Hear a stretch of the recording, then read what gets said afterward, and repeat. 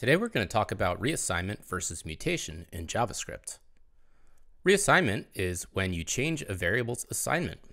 Let's look at this example. We currently have let person equals the string Joe.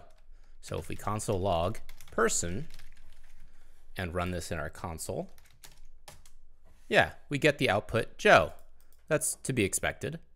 But now we can go ahead and reassign this variable. So we will actually change the variable's assignment to Ed. Now, if we run this in our console, we will see the variable is logged as Ed.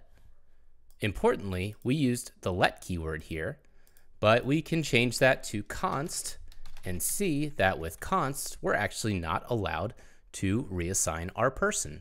If we run this, yeah, we get a big old error from Node saying, hey, you cannot reassign a constant variable. All right, we will clear that out and let's move on to talk about mutation. So one thing about mutation that's important is that we are not actually changing the variable's assignment. We are actually just changing a property of an object. So in this case, person2 is an object that has a name of Sally.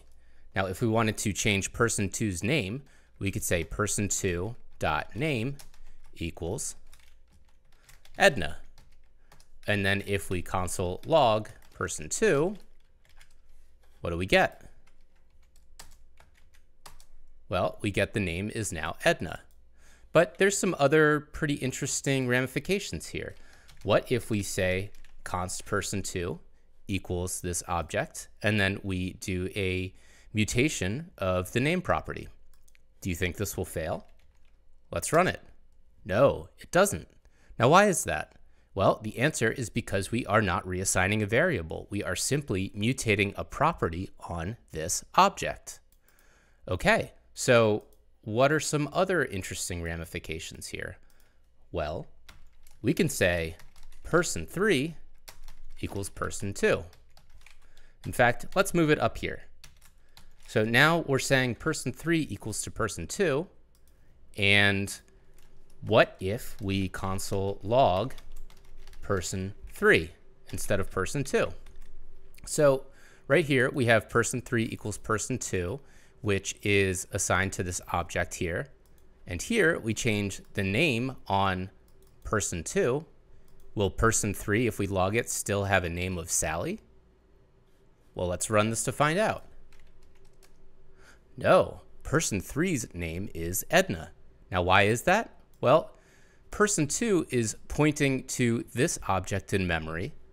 We assign person3 the value from person2, so now person3 is pointing to this same object in memory. So when we mutate the property name on person2, then we are also mutating it on person3, because really you're just mutating the underlying object. You're not changing anything about the variables themselves. You're just changing the object that these variables are pointing to. Okay, well, you might be thinking, well, then how would I possibly make person3 have the same properties as person2 but not be affected by this mutation? And so there's a bunch of ways you can do this, but basically, one of the easiest ways to do this is to do a shallow copy. This uses a spread operator and just does a shallow copy. So we're actually making a new object here.